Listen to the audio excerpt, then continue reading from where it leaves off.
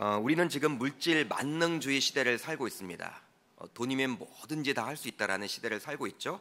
그렇기 때문에 그 돈을 위해서라면 영혼까지도 팔려고 하는 사람들이 점점 늘어가고 있는 추세입니다. 심지어 예수를 믿는 신자들조차도 이 물질 때문에 예수보다도 물질의 우선권을 두기도 합니다. 예수가 물질에 밀리는 경우들이 종종 많이 우리 주변에서 벌어지고 있죠. 그러나 아무리 물질이 중요하더라도 여러분, 이 물질만으로 해결하지 못할 문제가 있습니다. 어떤 문제들이 있을까요? 가장 중요한 문제는 해결을 하지 못해요. 바로 죽음의 문제입니다. 고대 중국 진나라의 진시 황제는 여러 신하들을 여러 나라에 보냈다고 합니다. 왜냐하면 중국의 최초의 통일 왕국인 바로 진나라를 자신이 건설했기 때문에 오래 살아야 하거든요. 그러니까 자신이 죽지 말아야 합니다. 이것을 위해서 이 불로초를 구하고자 여러 신하들을 여러 나라에 보냈다고 합니다. 그러나 결국 시황제도 죽음을 맞이합니다. 독재 권력을 마음껏 휘둘렀던 고대 왕들도 마찬가지죠. 그들이 자신의 건강을 위해서 얼마나 노력을 했겠습니까? 몸에 좋다라는 것은 다 여러분들 가져다 먹었을 텐데도 불구하고 그러나 결국은 죽음을 맞이합니다. 이 죽음 앞에서는 그렇게 대단하게 보이는 물질조차도 아무 힘을 발휘하지 못하죠. 실제로 아무리 유명한 병원이라 할지라도 사람이 죽게 되면 더 이상 의료진은 손을 쓰지 않습니다. 죽기 전까지는 어떻게 해서든지 사람을 살리려고 몸부림을 치지만 딱 호흡이 끊어지는 그 순간이 되면요, 의료진들은 다 철수를 하게 되고 특별히 그 시신 위에는 흰천이 덮여지게 되죠. 이 죽음은 인간의 영역으로는 어떻게 해결할 수 없다라고 생각하기 때문에 그리하는 것입니다. 우리는 지난 월요일에 4명의 사람에게 매여온 중풍병자를 우리 주님이 고쳐주셨음에 대해서 살펴봤어요. 그리고 어제는 12년 동안 혈루증을 앓았던, 그래서 그 종교적으로 또 사회적으로 부정하다고 격리되었던 한 여인을 예수님이 고쳐주셨던 그 사건에 대해서 살펴봤습니다. 이 두 사람의 치유 사건을 통해서 우리는 예수 그리스도가 바로 누구이십니까? 치유의 하나님이심을 우리가 살게 되었습니다. 그런데 이 두 사람은 중풍병 그리고 혈루증이라는 중증 환자였지만 아직 생명이 붙어있던 사람이었어요. 아직 죽은 사람은 아닙니다. 죽으려고 하고 있는 사람이고 고통 속에 있는 사람이지만 아직 목숨이 붙어있는 사람이었습니다. 우리 인간의 생각은 바로 여기까지예요. 바로 여기까지입니다. 살아있는 상태에 있을 때는 어떻게 해서든지 고침을 받으려고 하지만, 노력을 하지만 죽어버리게 되면요, 이제 죽게 되면 그냥 포기해버릴 때가 많이 있다는 것입니다. 기도할 때도 마찬가지죠. 기도할 때도 우리의 생각으로 고침받을 수 있다라고 여기게 될 때는요, 기도를 열심히 합니다. 하나님 앞에. 근데 우리가 기도하면서도 내가 기도하지만 하나님께서 과연 이 병까지도 고쳐주실까? 이런 마음이 들게 되면요, 기도를 하긴 하지만 기도하는 척만 하시죠. 그러니까 우리의 생각에 이미 한계를 그어놓고 기도하고 있다는 거예요. 우리의 생각에 이미 딱 못을 박아놨습니다. 여기까지입니다. 하나님, 당신은 여기까지 하실 수 있습니다. 믿음을 여러분 우리가 강조를 하지만 그 믿음의 문제에 있어서도 바로 한계, 이렇게 선을 그어놓고 있다는 거예요. 그런데 오늘 본문을 보게 되면 우리가 그어놓은 한계를 뛰어넘는 예수 그리스도의 모습을 볼 수가 있습니다. 바로 죽은 자를 살리신 사건이 나타난다는 거예요. 본문을 보게 되면요, 야이로라는 회당장이 예수를 찾아옵니다. 그에게는 어린 딸이 하나 있었어요. 이 딸의 나이는 12살이었습니다. 지금의 나이로는요, 초등학생 5학년 정도 되는 아이죠. 오늘 본문에는 나와 있지 않지만 병행 구절인 누가복음 8장을 보게 되면요, 외동딸이었음을 알 수 있습니다. 그러니까 회당장 야이로는요, 아들이 없었습니다. 딸이 딱 하나 있었는데 12살 된 초등학교 5학년 정도 된 이 외동딸, 딱 딸이 하나 있었어요. 그런데 이 딸이 여러분 얼마나 귀하겠습니까? 눈에 넣어도 아프지 않을 귀한 딸 아니겠습니까? 그런 귀한 딸이 어떤 병에 걸렸는지 몰라도 지금 죽게 된 거예요. 성경은 어떤 병으로 죽어가고 있는지에 대해서는 이야기를 하고 있지 않습니다. 단 아주 심각한 병에 걸려 있음을 우리가 추측할 따름이죠. 당시 유대인 회당장이면요, 웬만해서는 예수를 찾아오지 않을 거예요. 회당장이기 때문에. 당시 사회적으로 회당장은 유다 백성들 사이에서 신앙과 특별히 덕망이 있는 자로서 아주 유명한 사람들이었습니다. 딱 보면 그 동네 유지였어요. 그런 그가 지금 예수를 찾아왔다는 것은 자신의 사랑하는 딸이 심각한 질병에 걸려서 거의 생명이 위독함을 알 수 있는 것이죠. 그 당시 유대의 지도자들은요, 예수를 사사건건 반대했습니다. 바리새인들, 사두개인들, 제사장들은요, 예수를 방해하고 예수를 어떻게 하면 이렇게 좀 어려움에 처하게 할까, 이렇게 했던 사람들이 바로 유대 지도자였기 때문에 그 지도자와 함께 일했던 그 회당장으로서는요, 바로 심각한 문제가 아니면 웬만한 문제를 가지고서는 예수를 찾아올 수가 없는 거예요.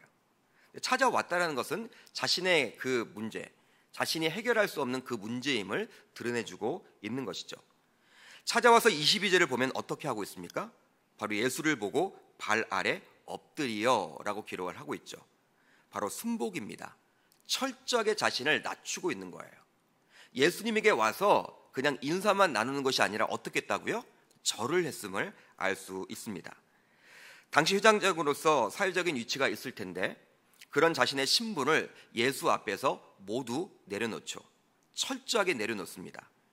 사랑하는 성도 여러분, 우리들도 바로 이러한 신앙의 자세가 필요하지 않나 생각을 해봅니다.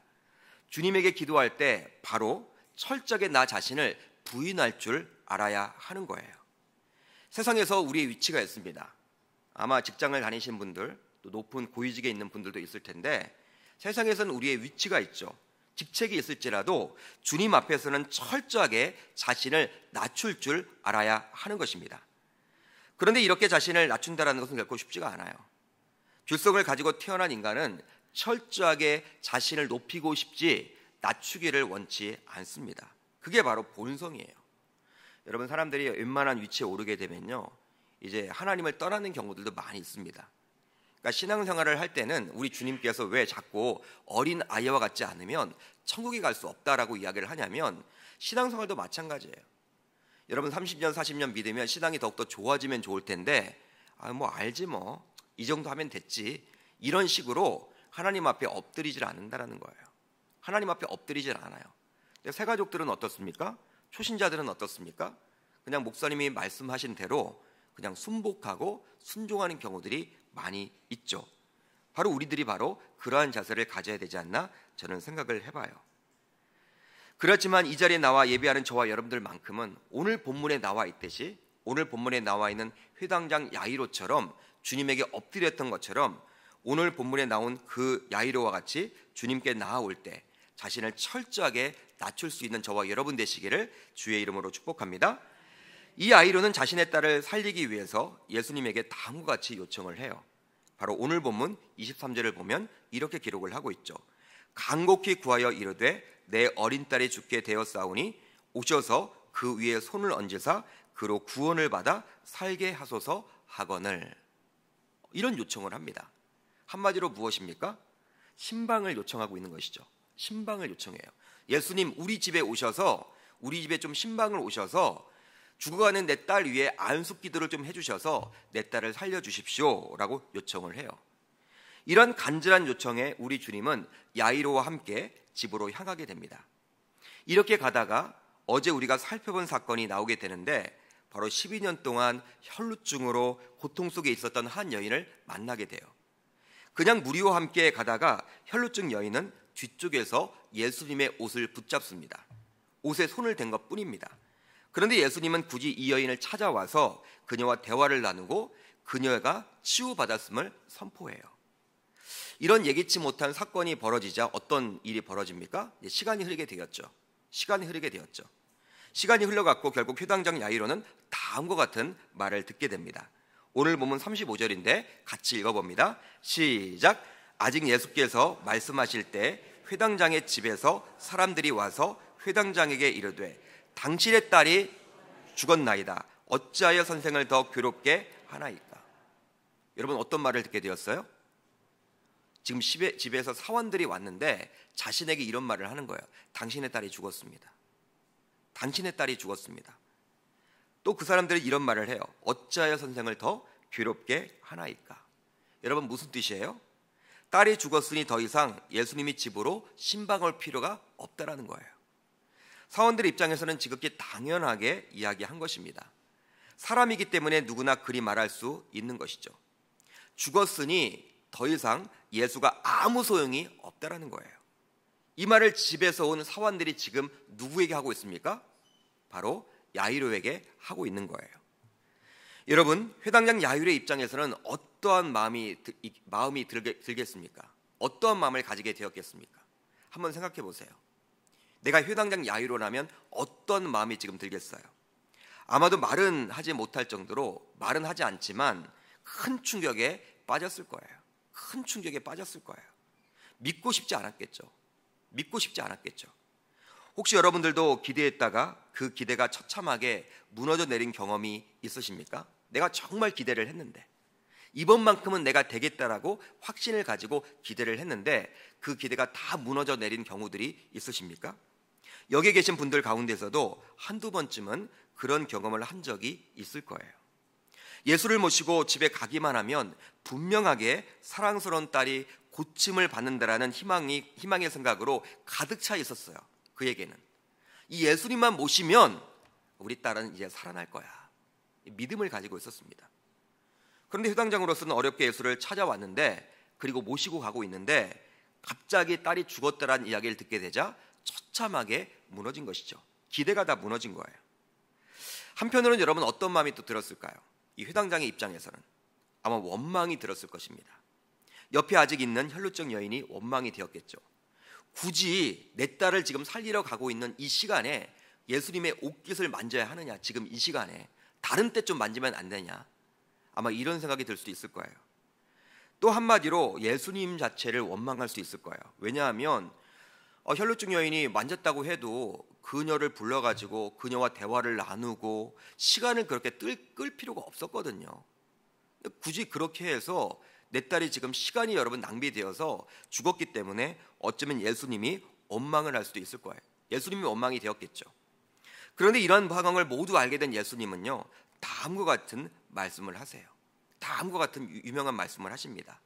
바로 본문 36절인데 같이 읽어봅니다. 시작. 예수께서 그 하는 말을 곁에서 들으시고 회당장에게 이르시되 두려워하지 말고 믿기만 하라 하시고. 한번 따라합니다. 두려워하지 말고 믿기만 하라. 할렐루야. 이게 오늘 바로 제목인데, 두려워하지 말고 믿기만 하라. 병행 구절인 누가복음을 보게 되면요, 누가복음을 이렇게 이야기해요. 누가복음 8장 50절을 보면 이렇게 나와 있습니다. 두려워하지 말고 믿기만 하라. 그리하면 딸이 구원을 얻으리라. 할렐루야. 그러니까 딸이 살아난다라는 거예요. 여기서 구원을 얻으리라는요, 치유받는다, 살아난다, 그런 뜻이에요. 무슨 뜻일까요? 이 36절은 무슨 의미입니까? 딸의 죽음으로 슬픔과 걱정에 쌓여있는 이 아이로에게 예수는 두려워하지 말라, 즉 염려하지 말라고 이야기를 합니다. 그러면서 단지 믿기만 하라예요. 그렇다면 무엇을 믿기만 하라는 것입니까? 무엇을 믿는 거예요, 여러분? 바로 흔들리지 말고 내가 처음 내게 가져왔던 그 믿음을 지금도 굳건히 간직해라, 이런 말이에요. 여러분, 제가 말씀드렸죠. 회당장이란 그 직위는 예수님에게 함부로 올 수 있는 직위가 아니에요. 어렵게 찾아왔습니다. 왜 어렵게 찾아왔습니까? 자신의 딸을 살리기 위해서. 12살 먹은 하나밖에 없는 딸을 살리기 위해서 예수님에게 엎드렸던 거예요. 믿음이죠. 근데 그 믿음이 지금 죽음 앞에서 흔들릴 수가 있잖아요. 포기할 수도 있잖아요. 좌절할 수 있잖아요. 낙심할 수 있잖아요. 근데 그러지 말라는 거예요. 처음 나에게 가져왔던 그 믿음을 계속 굳건하게 가져라. 할렐루야. 그러한 의미입니다. 사랑하는 성도 여러분, 현재 상황은 달라졌습니다. 아이가 죽어가는 상황에서 이젠 아이가 이미 죽었습니다. 환경이 완전히 달라졌죠. 그러니 아비의 입장에서는 낙심이 되고 두려움이 있을 것입니다. 염려도 될 것입니다. 야, 이제 내가 어떻게 살아가야 되지? 하나밖에 없는 딸 죽었는데 이제 어떻게 해야 되지? 아마 낙심이 확 밀려올지도 몰라요. 그렇지만 우리 주님은 그런 상황에 상관없이 두려워하지 말고 염려하지 말고 그대로 믿기만 하라고 지금 이야기를 해주고 있는 거예요. 그렇다면 왜 예수님은 이런 말씀을 하셨을까요? 예수님은 왜 갑자기 믿기만 하라고 이런 말씀을 해주셨을까요? 바로 두려움은 믿음을 빼앗아 가기 때문입니다. 두려움으로 인해서 처음 가졌던 소중한 믿음이 흔들리기 때문에 그리하는 거예요. 두려움은 그만큼 믿음을 유지하는 데 있어서 아주 치명적이에요.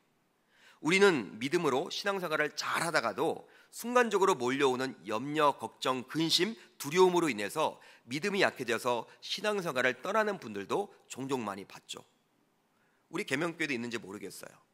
신앙생활을 하다가 하나님 앞에 이렇게 매달리고 기도하다가 어떤 상황이 점점 꼬여만 가면요, 하나님이 안 계시나 보다, 염려가 되고 근심이 되고 또 부정적으로 흘러서 또 교회까지 떠나가는 분들이 어느 교회나 있습니다. 그만큼 여러분, 이 두려움, 염려, 걱정, 근심은요, 바로 신앙생활에 있어서 적이라는 거예요. 실제로 마태복음 14장을 보게 되면요, 오병이어의 사건이 나오고 난 다음에 제자들은 배를 타고 육지에서 멀리 떨어져 있는 상황이었어요. 바다 한가운데 있었습니다. 새벽에 이제 예수님께서는 바다 위를 걸어서 이 배 쪽으로 다가오고 있었어요. 그때 제자들은 물 위로 건너오시는 그 예수님을 바라보면서 유령이다. 여러분, 무엇이라고요? 유령이다. 놀라게 돼요. 두려움이 확 밀려오게 되었어요. 여러분, 예수님이 오병이어의 기적을 일으켰다면 물 위로 건너오는 거 쉽죠? 당연히 할 수 있죠. 그럼에도 불구하고 그들은 그 오병이어의 사건을 다 잊었던 거예요. 두려움에 떨었어요. 그때 수제자였던 베드로는 주님이 맞다면 자신에게 명하여 물 위로 건너오도록 요구를 해요. 주님은 허락을 하죠. 베드로는 이제 물 위를 건너가기 시작합니다. 예수님에게 다가가기 시작합니다. 그러자 여러분들, 걸어가게 되었어요. 놀랍게도 물 위를 건너는 최초의 사람이 된 거예요, 베드로가.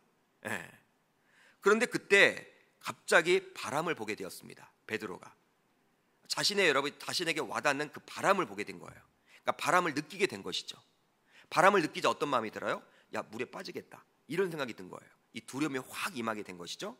그런 상황 속에서 결국 베드로는 물에 빠지게 되어요. 예수님은 이런 베드로에게 다음과 같이 이야기를 합니다. 바로 마태복음 14장 31절입니다. 믿음이 작은 자여 왜 의심하였느냐. 믿음이 작은 자여 왜 의심하였느냐. 여기에 나와 있는 의심은 어떠한 의심입니까? 두려움으로 인한 의심이죠. 두려움은 결국 믿음을 약화시켰다라는 거예요. 예수만을 바라보고 물 위를 건넜을 때에는 기적을 경험했던 베드로였지만, 물 위를 건너갔지만 주변에 부는 바람을 보고 주변의 그런 환경에 노출되었을 때, 그 환경에 흔들리게 되었을 때 결국 어떻게 되었습니까? 물에 빠지게 되었다라는 사실입니다. 따라서 두려움은 믿음 생활에 있어서 아주 치명적인 독임을 알 수 있는 것이죠. 예수님은 지금 이 아이로에게도 이러한 두려움을 갖지 말도록 요청을 합니다. 두려운 마음이 있죠. 딸이 죽었기 때문에 염려가 있죠. 걱정이 있죠. 근심이 있겠죠. 그런데 그런 것들을 지금 갖지 말라고 요구를 하고 있는 거예요. 정말 효당장으로 어렵게 가진 그 믿음을 유지하라고 이야기를 합니다. 성도 여러분, 저와 여러분들도 혹시 두려움이 있으십니까? 이 새벽에 나오셨지만 어떠한 두려움을 가지고 있으십니까? 염려가 있으십니까? 걱정이 있으십니까? 여러분, 무엇 때문에 불안해하십니까? 건강에 대한 염려로 두려워하십니까? 어떤 분들은 가족력이 있다라는 거예요. 가족력. 우리 아버지가 암으로 돌아가셨다. 그러니까 나이가 한 50만 되면요, 이 너무나 나는 건강에 대한 염려가 있는 거예요. 건강하신데도 불구하고. 또 어떤 분들은 노후 생활에 대한 두려움으로 살아가고 있습니다. 우리가 몇 세까지 살지 우리는 몰라요. 물론 100세 시대를 살고 있지만, 100세 시대라고 이야기를 하고 있지만 나 자신은 몇 세까지 살지는 몰라요. 그런데 염려를 하세요. 자녀 때문에 염려가 되십니까? 사업하는데 재정 부족으로 염려가 되세요? 아니면 관계 어려움으로 염려가 있으십니까? 두려움이 있으십니까? 이런 여러 가지 두려움은 우리의 믿음을 약화시킵니다. 믿음의 플러스가 되지 못하고 마이너스가 되게 한다는 거예요. 그러기에 우리는 항상 시선을 주변 환경에 두어서는 안 됩니다.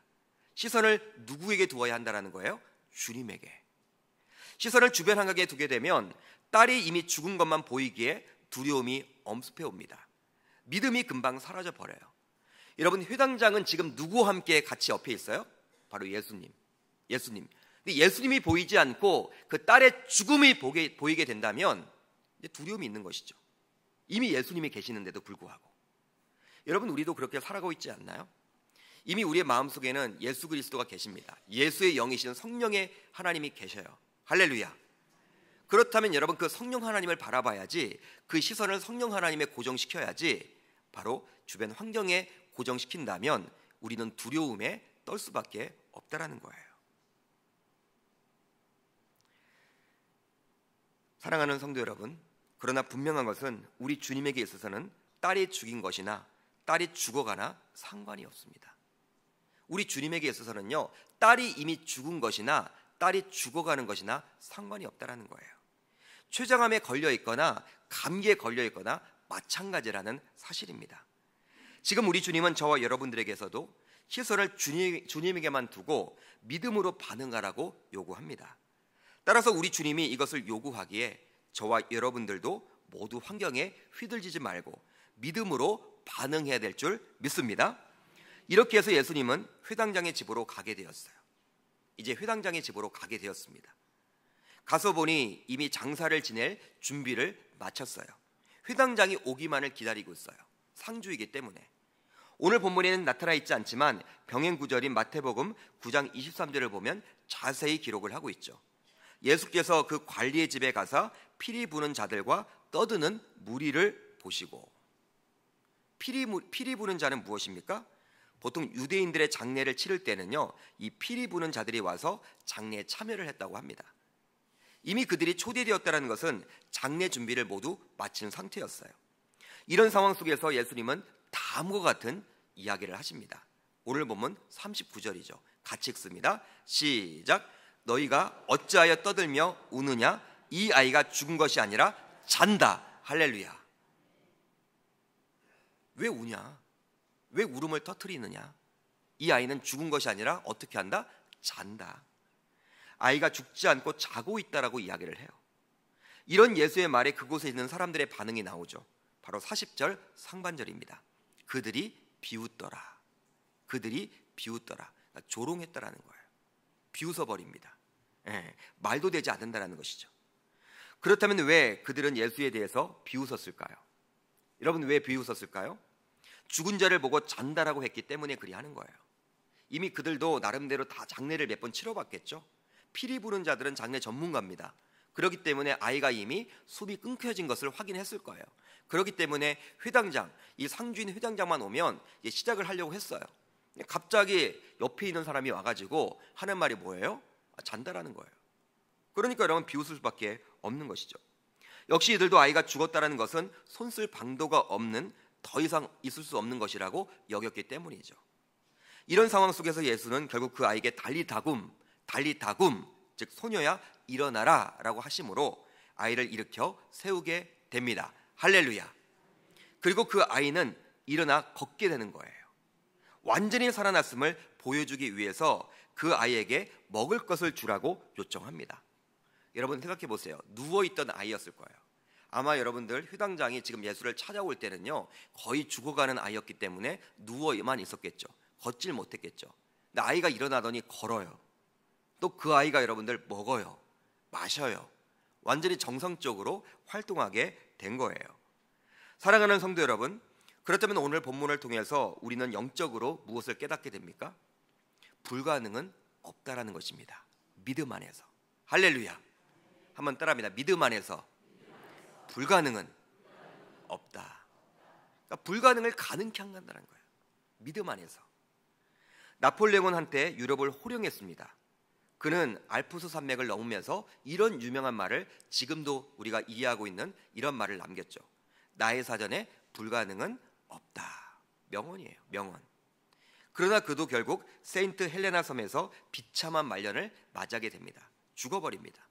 그러니까 불세출의 영웅이었지만 불가능한 일이 있었던 것이죠. 자신은 불가능한 일이 없다라고 했지만 불가능했습니다. 그러나 주님을 믿는 믿음으로는 불가능한 일이 없다라는 거예요. 인간이 그렇게 두려워하는 죽음조차도 우리 주님께서는 이겨내십니다. 할렐루야. 여러분, 본인이 부활을 하셨죠. 예수 그리스도의 부활이 그만큼 중요한 거예요. 이 부활이란 것은요, 우리 인간의 여러분 머리로는 이해를 할 수 없어요. 부활, 믿음으로 반응해야죠. 믿음으로 믿는 거지, 이 부활을 어떤 여러분 사상을 가지고, 논리를 가지고, 어떤 과학적인 팩트를 가지고 여러분 점검을 할 수가 있겠습니까? 할 수가 없거든요. 부활은. 근데 우리 주님이 죽음을 이겨내셨잖아요. 3일 동안 무덤에 있다가 3일 만에. 여러분, 이것은 정말 굉장한 사건이죠. 죽음까지도 이겨내신다라는 거예요. 할렐루야. 우리 주님은. 그러니까 인간은 이 죽음이라는 한계가 여러분 닥치게 되면요, 그냥 포기를 해버려요. 불가능한 일이라고 여기죠. 예, 불가능합니다. 그렇지만 주님 안에서는 그 불가능이 없다라는 사실이에요. 그러니까 저와 믿는 그 예수 그리스도, 저와 여러분들이 믿고 있는 그 신앙은 바로 무엇이냐면 이 살아있는 그 하나님을 믿는다라는 거예요. 불가능이 없는 그분을 믿는 것이 바로 우리 기독교 신앙이란 것입니다. 왜 사람들은 여러분 좌절을 합니까? 불가능에 여러분 직면을 하면 좌절을 하죠. 내가 못하니까 포기를 해버립니다. 그렇지만 저와 여러분들은 포기하셔서는 안 되는 거예요. 왜? 주님이 있기 때문에. 주님이 있기 때문에. 여러분, 이 새벽에 나오셨지만 답답한 마음을 가지고 나오신 분들이 많이 있을 거예요.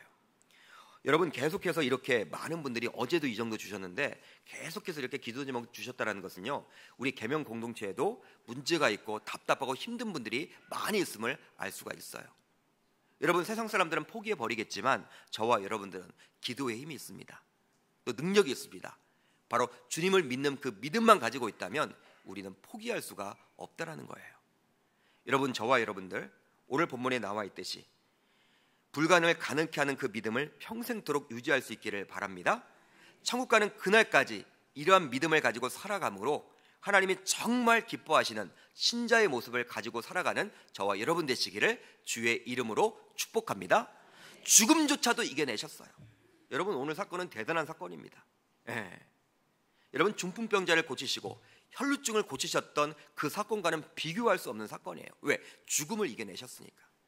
비웃었던 그들이 여러분 어떻게 돼요? 다 놀라게 되었어요. 여러분, 지금도 그러지 않을까요? 예? 지금도 그러지 않을까요? 하나님은 여러분 역사가 나타나요. 실제적으로 인도네시아에서 죽었던 자가 살아났다고 하죠. 죽었던 자가. 예, 장사를 여러분 치르고 있는데 죽었던 자가 살아났대요. 책을 보니까 그렇게 나와 있더라고요. 간증이 있더라고요. 선교지에는 그러한 일들이 지금도 나타납니다. 왜? 선교지에는요, 이 하나님의 역사가 나타나지 않으면 이 강팍한 심령이 많기 때문에 복음이 안 들어가기 때문에. 예. 우리나라 초창기도 많이 그런 일이 벌어졌죠. 그런 일들이 많이 벌어졌어요. 예전에 여러분들 우리나라 보면요, 이 미신을 참 많이 섬겼잖아요. 미신의 문화가 많았잖아요. 각 마을마다 나무가 있었잖아요. 나무. 예, 그 나무신 해가지고 그 나무를 여러분들 베어서는 안 돼요. 그 나무가 여러분 그 마을을 지켜주는 수호신이야. 근데 여러분들 그 나무 어떻게 베요? 근데 여러분 베어버렸어요. 목사님들이 가셔서. 사람들이 난리 났죠. 죽었다고. 이제 다음날 깨어나지 못한다고. 살아났어요. 활동을 하셨어요. 여러분, 그런 일들이 여러분 얼마나 많았는지 몰라요. 한국에 여러분 기독교사를 보게 되면 그렇게 미신으로 쪄들어 있었던 이 대한민국 땅에 많은 기적과 기적을 하나님이 베풀어 주셨어요. 사랑하는 성도 여러분, 불가능은 없습니다. 나폴레옹은 불가능이 없다라고 했지만 불가능했지만 저와 여러분들이 믿는 이 신앙의 대상인 예수 그리스도는 불가능이 없어요. 왜? 그분은 하나님이시니까. 그분은 창조주시기 때문에. 그분은 지금도 통치하시기 때문에. 저와 여러분들 삶을 살면서 이 7월 한 달도 그 불가능을 가능케 하시는 그 믿음 가지고 살아갈 수 있기를 주의 이름으로 축복합니다.